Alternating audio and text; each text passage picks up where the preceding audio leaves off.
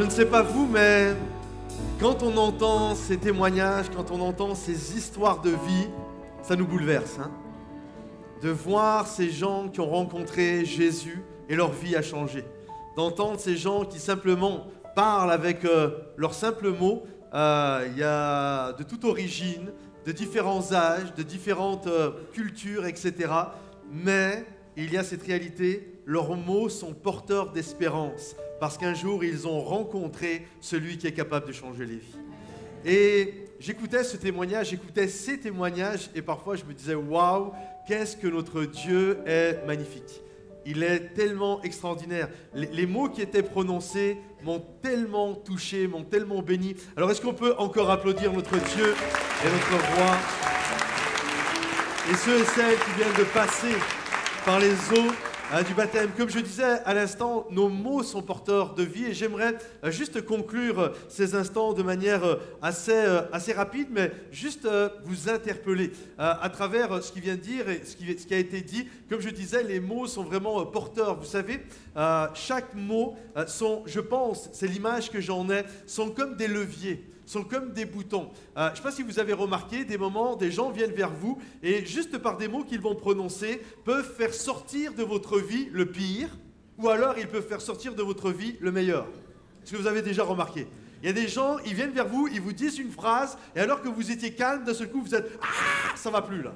Et il y a des gens, ils vous parlent et même si vous étiez dans un état colérique, ils arrivent à vous apaiser. Il y a cette réalité. Nos mots sont des boutons sur lesquels nous appuyons et qui vont faire émaner des gens qui sont autour de nous toutes sortes de sentiments. Si je suis à table et que je dis à mon épouse « Oh chérie, vraiment tu manges comme 4, tu vas finir, tu as vu le poids que tu as pris, etc. » Combien savent que je viens de lâcher, j'appuie sur un bouton qui s'appelle bombe nucléaire et que là il va se passer une catastrophe? Combien réalisent ça? Par contre, si je dis à mon épouse, chérie, chérie, tu es la plus belle, 20 fois, ce que dis-je, 2000 fois, je me remarierai avec toi. Il n'y a pas une femme qui est comparable à toi. Quand je dis ça, qu'est-ce qui se passe? J'appuie sur des boutons et là, c'est de l'amour qui sort. Là, d'un seul coup, mon épouse, elle est ravie. D'un seul coup, il se passe quelque chose. Comprenez-vous? Nos mots ont une puissance. Les mots que nous prononçons sont porteurs, sont vecteurs de quelque chose qui va se passer dans la vie d'un autre. Un jour, il y a un homme, un soldat romain, un centenier, c'est-à-dire c'est un officier centenier parce qu'il avait à ses ordres une centaine de soldats. Et ce centenier, cet officier, à un moment donné, va avoir dans sa maison, il va avoir un de ses serviteurs qui est malade, gravement malade, paralysé, avec des souffrances terribles. Et la plupart des soldats romains, quand ils partaient en campagne, en terre étrangère, ils ne pouvaient pas amener leur famille. Et finalement, certains de leurs serviteurs devenaient vraiment comme leur famille. Ils s'attachaient à eux, ils pouvaient vraiment les aimer. Il y a des gens qui pouvaient être terribles, mais il y en a qui ont bon cœur et il les aimait. Et lorsqu'il va voir son serviteur malade, il va aller voir Jésus. Il sait que Jésus guérit les malades, que Jésus délivre les captifs. Il sait qu'un mot de Jésus et tout peut changer. Un mot de Jésus et les vies sont transformées. Alors il va aller voir Jésus et il va commencer à dire à Jésus, voilà, je viens te voir parce que j'ai un de mes serviteurs qui est malade, il souffre, il est paralysé, il est alité, il est vraiment dans une grande souffrance. Et lorsque Jésus entend ça, Jésus se propose, il l'arrête et il se propose d'aller chez lui pour le guérir. Parce qu'à cette époque-là, à ce moment-là, quand vous lisez les évangiles, vous verrez que à chaque fois que les gens désirent une guérison, il y a besoin que Jésus soit là. Il y a besoin qu'il y ait un contact physique. Il y a besoin que Jésus impose les mains pour que les malades soient guéris.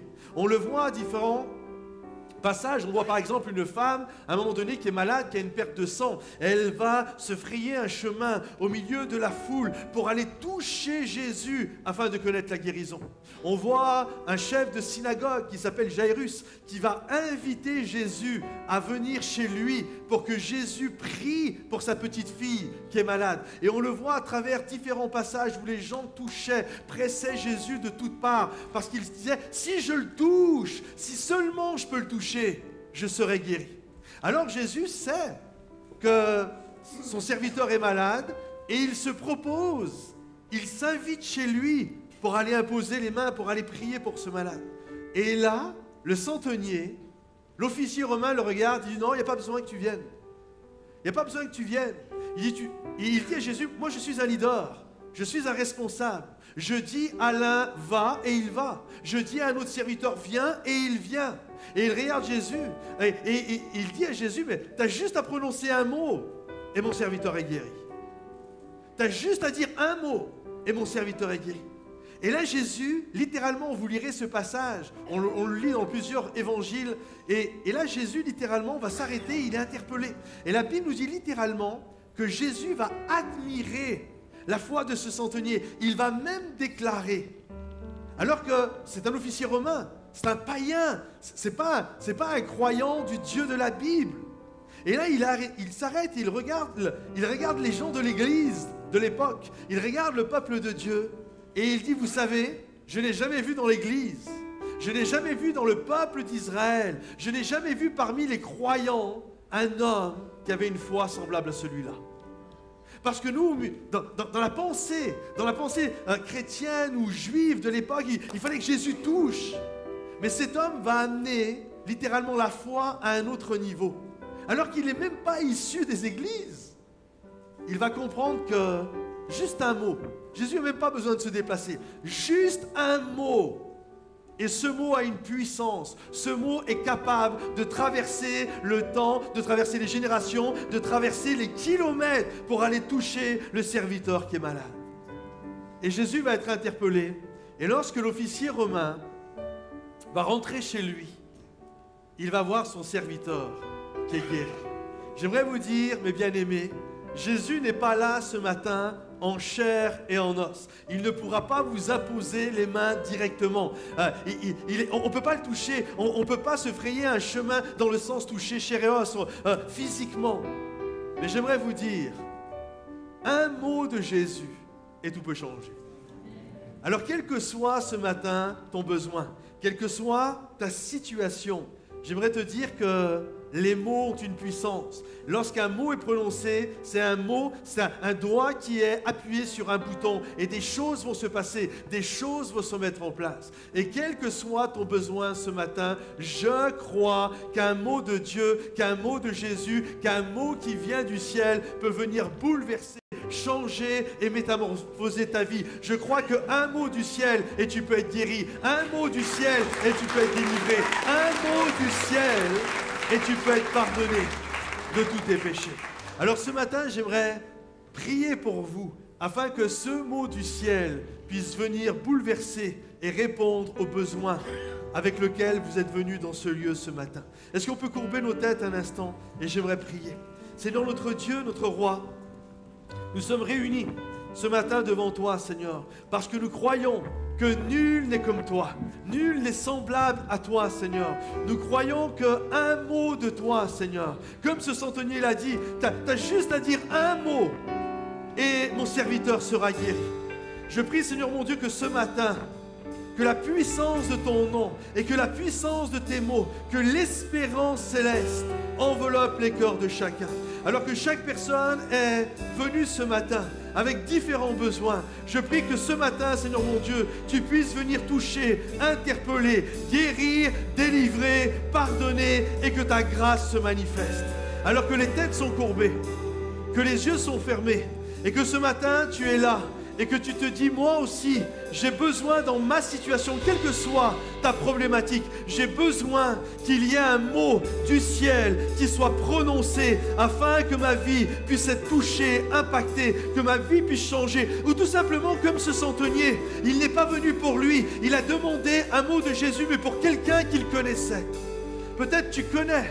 Peut-être tu as ton mari, ton épouse, peut-être un enfant, un oncle, une tante, un ami, un voisin qui est malade ce matin.